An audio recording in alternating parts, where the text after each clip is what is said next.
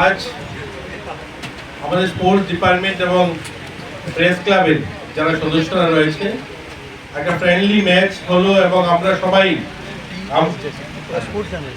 তো আমরা সেটাকে উপভোগ করলাম।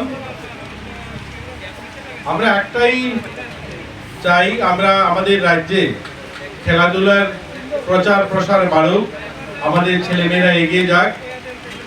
আপনাদের বলতে খুশি হচ্ছে এখানে যারা জার্নালিস্ট যারা রয়েছেন, এটা বোধহয় প্রথমবার হবে ত্রিপুরাতে এবছর আমরা স্কুল স্পোর্টস বোর্ডের মাধ্যমে যারা ত্রিপুরার যে ছেলেমেয়েরা বাইরে যান এবং ন্যাশনাল লেভেলে বিভিন্ন টুর্নামেন্টে অংশগ্রহণ করেন, যারা সেখানে গোল্ড এবং সিলভার ব্রোঞ্জ মেডেল জিতেছেন, এই ধরনের 78 জনকে এই প্রথমবার ত্রিপুরাতে মুখ্যমন্ত্রী একটা স্কিম থেকে, আমরা ট্যালেন্ট সার্চ একটা স্কিম থেকে তাদেরকে 1 লক্ষ টাকা, যারা গোল্ড জিতেছেন, যারা সিলভার জিতেছেন তাদেরকে 50,000 টাকা, যারা ব্রোঞ্জ জিতেছেন তাদেরকে 25,000 টাকা।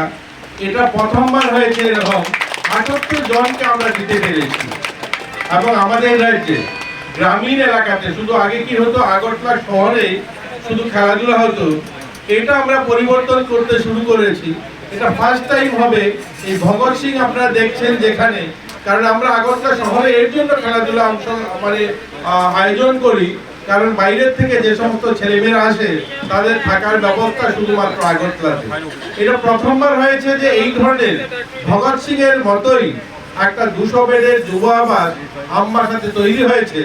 এছাড়াও 2টা যুব আবাস, একটা ঊনকোটি জেলা এবং একটা উদয়পুরে আমরা শুরু করেছি, কারণ আমরা চাই গ্রামীণ এলাকাতেও খেলাধুলার প্রচার প্রসার বাড়ুক, সেখানেও ছেলে মেয়েদের যে ট্যালেন্ট সেটা উঠে আসুক।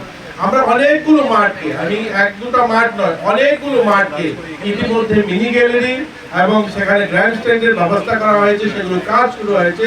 সেগুলো 1-2 বছরের মাঠে আমরা দেখতে পাবো গোটা রাজ্যে, সেটা ধর্মনগর হোক, সেটা কৈলাসহর হোক, সেটা মানিসাগর হোক, সেটা উদয়পুর হোক, গোটা রাজ্যে গ্রামীণ এলাকার ছোট ছোট মাঠগুলোকেও আমরা সেখানে গড়ে তুলছি, যে সেখান থেকে যেন আমরা ট্যালেন্ট বার করে আনতে পারি।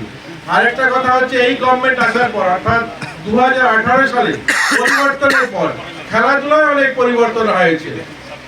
আমরা হয়তো অনেকেই এখানে আছি যারা হয়তো জানি না যে এখন পর্যন্ত প্রায় 26 জন ছেলে মেয়ে ত্রিপুরা থেকে বিভিন্ন দপ্তরে, সরকারি এবং অন্য রাজ্যে তারা চাকরি পেয়েছে। এই কয়েকদিন আগে প্রতিষ্ঠা সামন্ত সুইমার জিমন্যাস্টিকে ছিলেন, তাকে চাকরি দিয়েছে ভারত রেলে।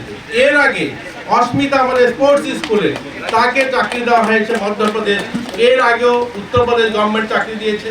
আমাদের স্পোর্টস কাউন্সিল সহ প্রায় 26 জন ছেলে মেয়ে ইতিমধ্যে সরকারি চাকরি পেয়েছে যারা খেলাধুলার জন্য।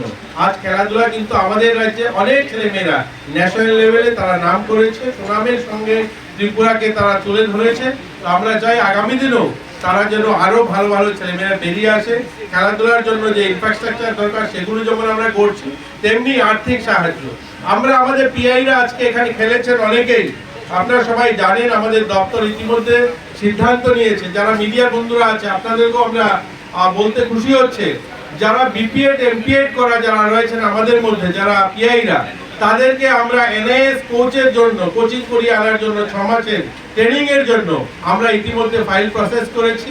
আমরা 20 জন করে একসঙ্গে বাইরে পাঠিয়ে তাদেরকে আমরা ভালো কোচ তৈরি করে এনে আমাদের ছেলে মেয়েকে যেন প্রশিক্ষিত করতে পারি, তার জন্য আমরা সেটার সিদ্ধান্ত গ্রহণ করেছি।